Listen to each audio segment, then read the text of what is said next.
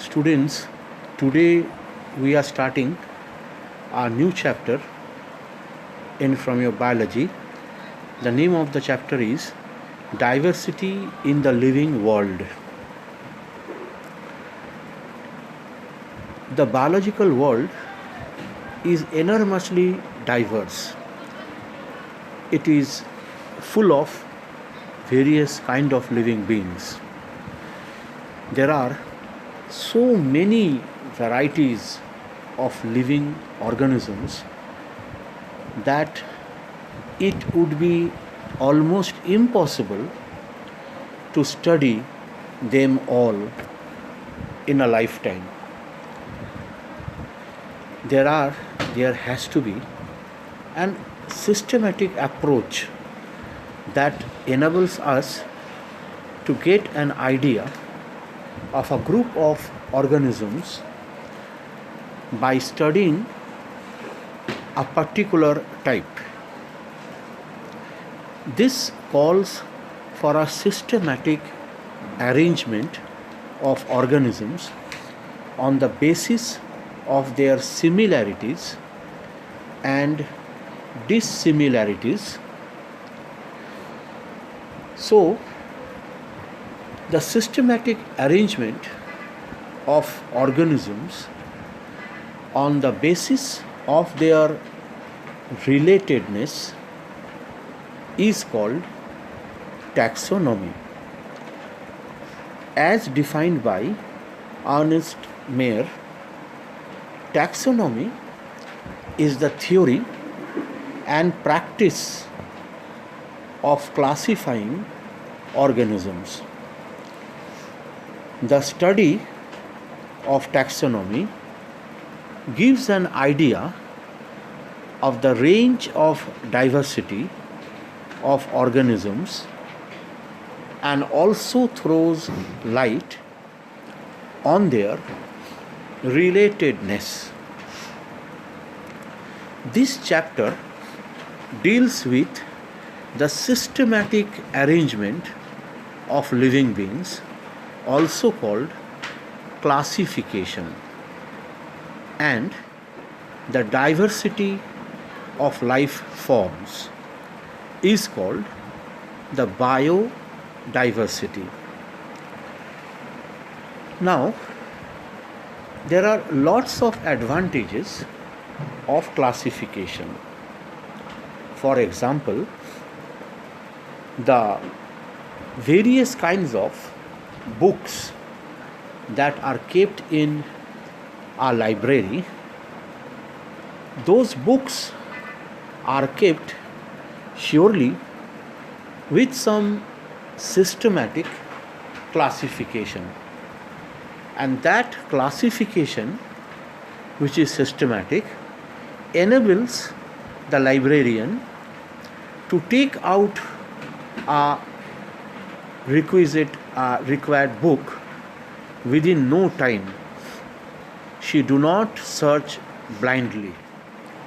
The systematic classification in this case also helps the librarian to take out the book which is asked for.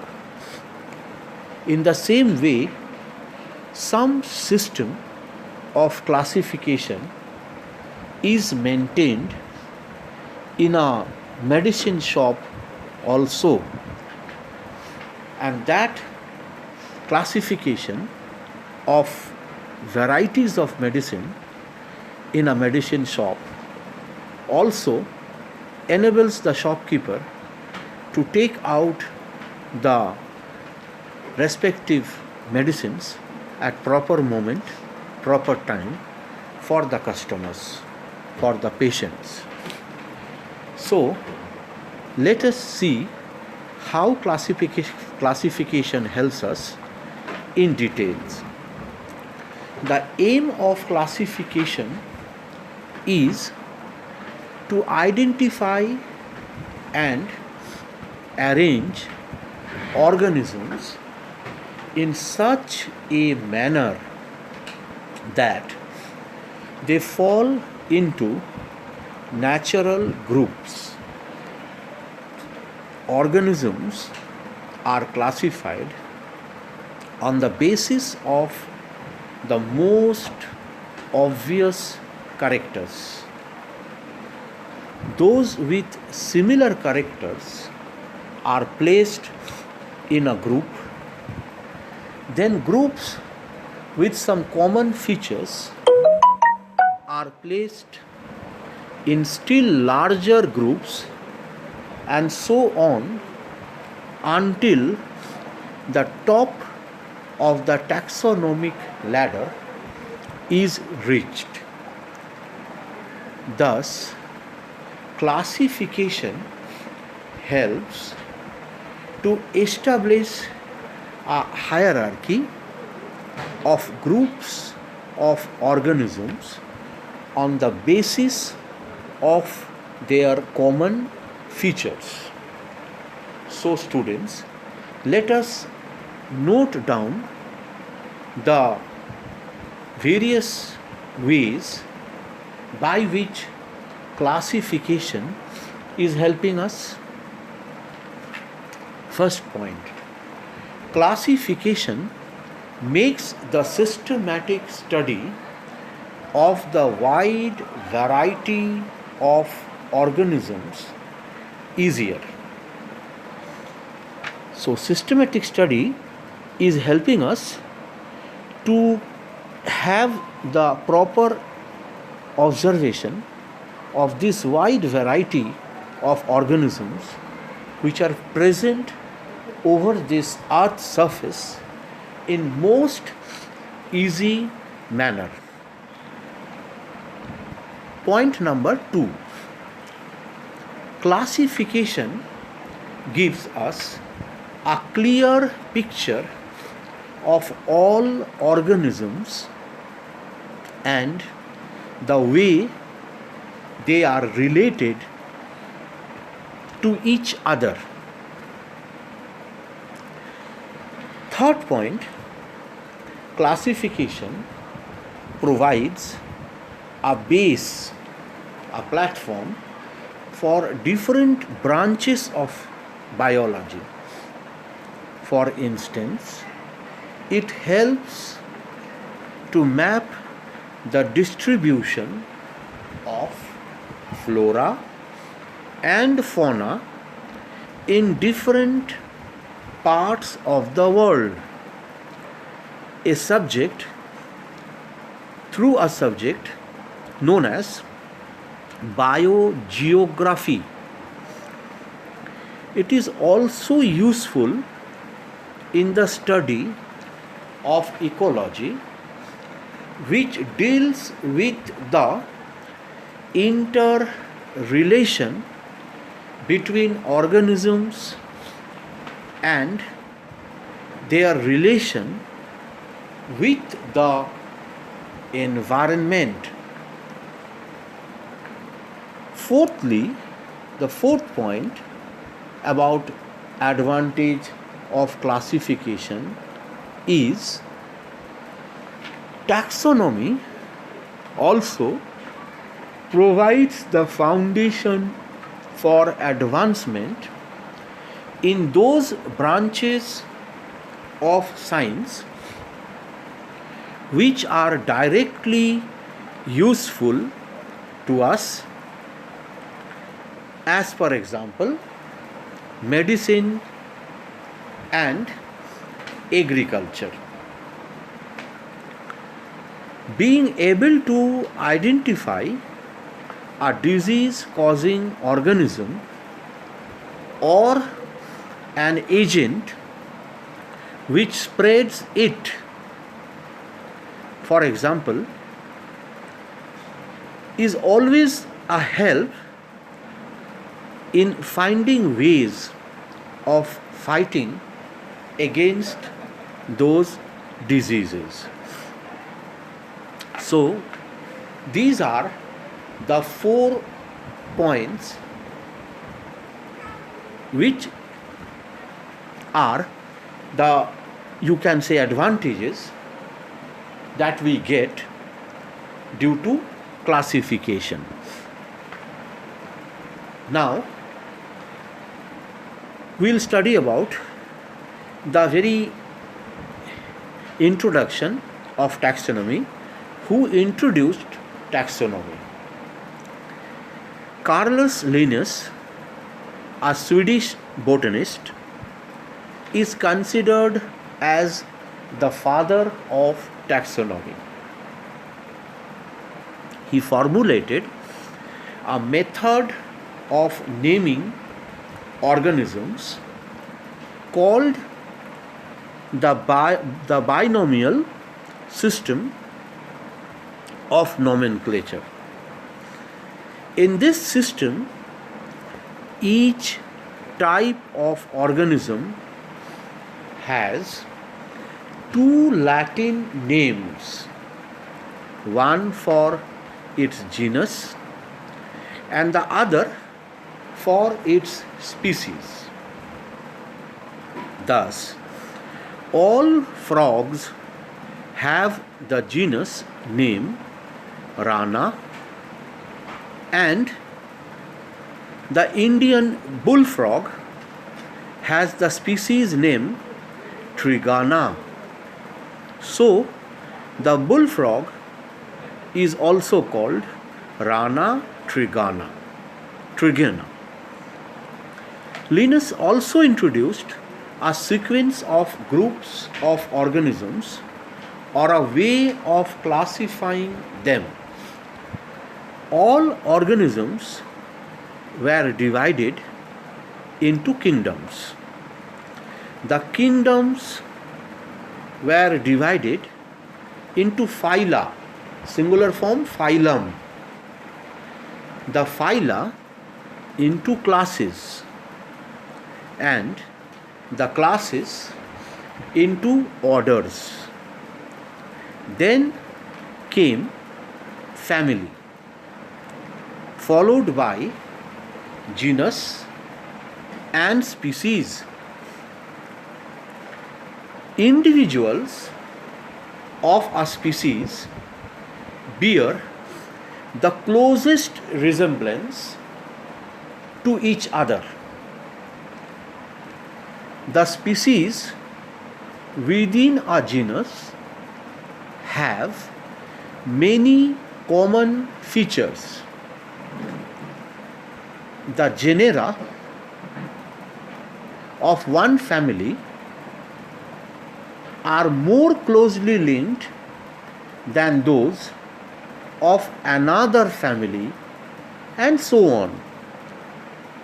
So now, if we sum up this hierarchy, then it looks like this: organisms giving rise to super kingdoms,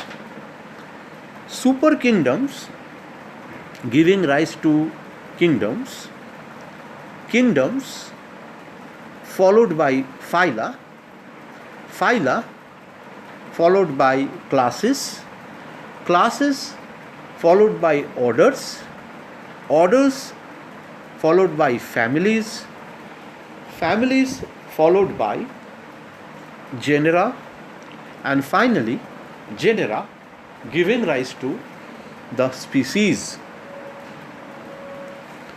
Now, the member of a species breed among themselves. They cannot breed with members of another species, even if that species belongs to the same genus.